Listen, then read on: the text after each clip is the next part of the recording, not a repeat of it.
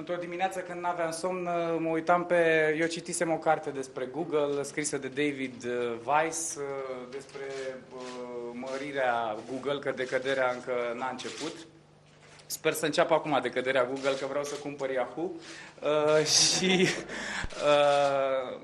Era povestea lui Sergey Brin și Larry Page.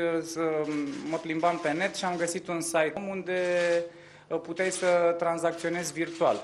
Mi-am făcut un cont, am început să tranzacționez, am început să învăț termeni. Bine, eu nu știam atunci nici ce e bit și ask, nu mai vorbesc de absolut nimic. Nu știam nici dacă cineva îmi spunea ce e la un activ, habar n-aveam ce e la un activ. Era o formație activ pe vremea aia, adică nu știam nimic. Și am început ușor, după aia am început să întreb cine sunt broker prin București, România. Am aflat de domnul Cristian Sima și de atunci am început să învăț de la el și de la brokerii lui Daria și Șerban cam tot ce știu acum. Ce câștig la teatru și la muzică, pierd pe bursă. Am pierdut, că numai pierzând înveți. Dacă nu pierzi, nu poți să câștigi. Și am fost lacom, ceea ce sugerez tuturor să nu facă, dar vor face, pentru că și mie mi s-a sugerat să nu fiu lacom și am fost.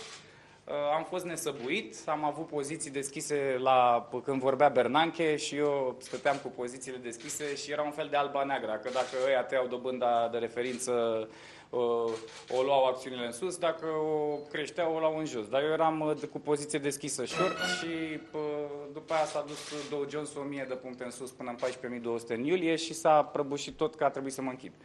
Și asta a fost o alba-neagră, o lecție dură pe care mi-am luat-o în seara aia.